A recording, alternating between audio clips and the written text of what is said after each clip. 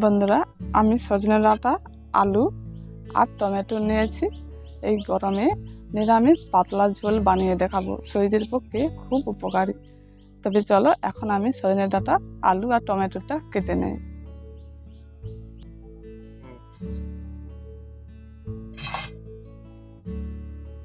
এখন আমি সজনে ডাঁটাগুলো কেটে নিচ্ছি।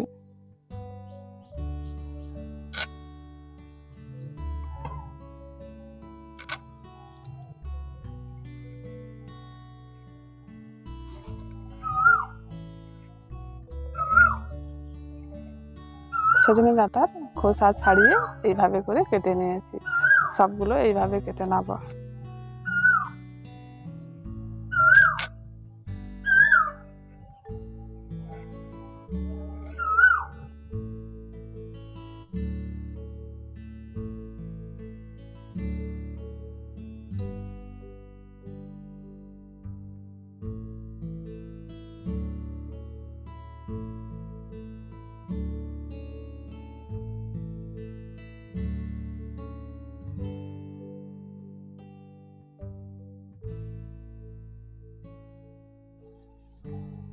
এখন সবজিগুলো কেটে নিয়েছি, এবার আমি মশলাটা বেটে নেব।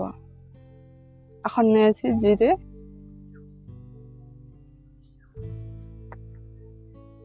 আর নিয়েছি পোস্ত,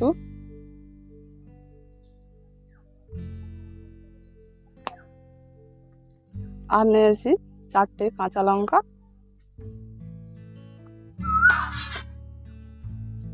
এখন এই উপকরণগুলো আমি একসঙ্গে বেটে নিচ্ছি।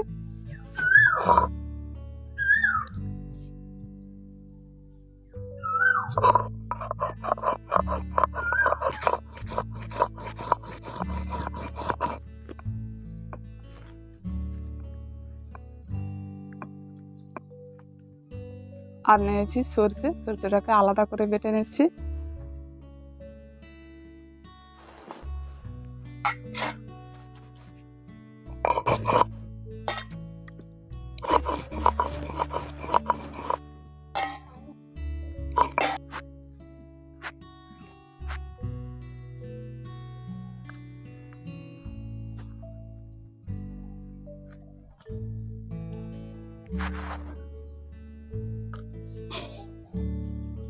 এখন মশলাটা বেটে নিয়েছি, এবার রান্নাটা করে নেব।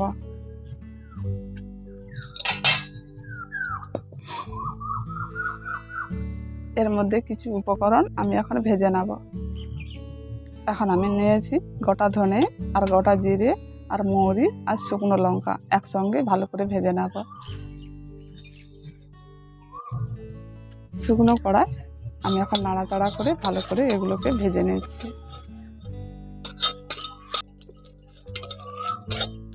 এখন এই মশলা থেকে বেশ সুগন্ধ বেরোচ্ছে, এবার আমি নামিয়ে নিচ্ছি।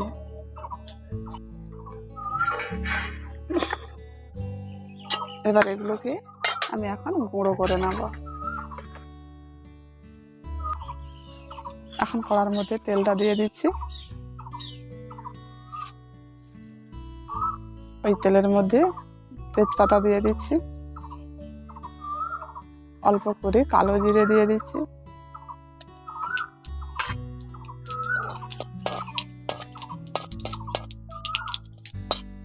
এখন ফোড়নটা ভাজা হয়ে গেছে। এবার এর মধ্যে দিয়ে দিচ্ছি টমেটো,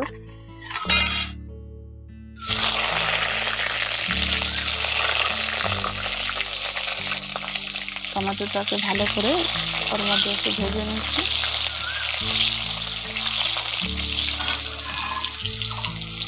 এখন টমেটোটা একটু ভাজা হয়ে গেছে, এবার এর মধ্যে দিয়ে দিচ্ছি সজনে ডাঁটা, আলু, এগুলোকে একটু নাড়াচাড়া করে ভেজে নেব।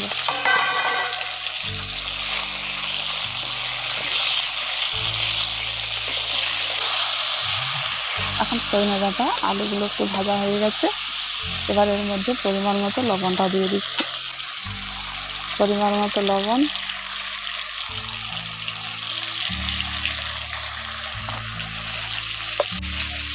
অল্প করে হলুদ গুঁড়ো দিয়ে দিচ্ছি।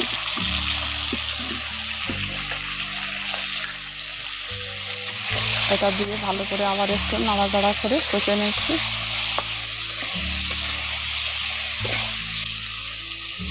এবার এর মধ্যে দিয়ে দিচ্ছি কাঁচা লঙ্কা, পোস্ত, জিরে বাটা।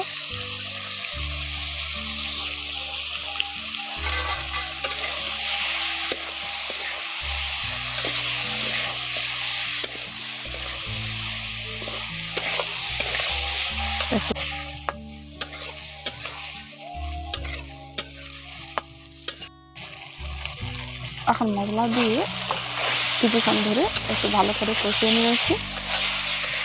এবার এর মধ্যে দিয়ে দিচ্ছি পরিমাণ মতো জল।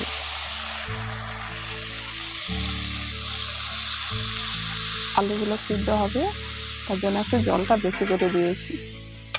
জলটা দিয়ে ভালো করে নাড়াচাড়া করে মিশিয়ে নিচ্ছি। এটাকে এখন কিছুক্ষণ ধরে আমি এখন ফুটিয়ে নেব। এখন ঝোলটা ফুটতে শুরু করে দিয়েছে। এবার দিয়ে দিচ্ছি সরষে বাটা। ওই বাটিটা ধুয়ে একটু অল্প করে আবার জল দিয়ে দিচ্ছি। এটাকে এখন বেশ কিছুক্ষণ ধরে ভালো করে ফুটিয়ে নিতে হবে। এটাকে এখন বেশ কিছুক্ষণ ধরে ফুটিয়ে নিতে হবে হালকা আঁচে। এখন আমি ঢাকাটা দিয়ে দিচ্ছি।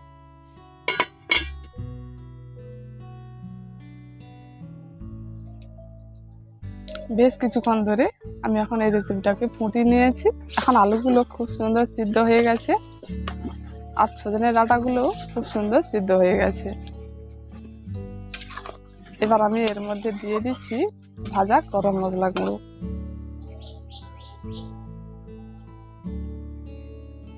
ওটা দিয়ে ভালো করে এখন মিশিয়ে নিচ্ছি।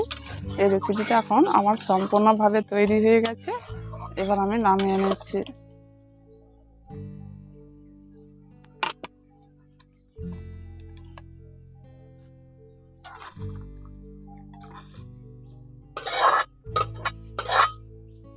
বন্ধুরা, গরমের দিনে নিরামিষ পাতলা ঝোল এইভাবে বানাবেন, শরীরের পক্ষে খুব ভালো হবে। আর অবশ্যই একবার বানিয়ে খেয়ে দেখবেন। যদি ভালো লেগে থাকে একটি লাইক করে দেবেন।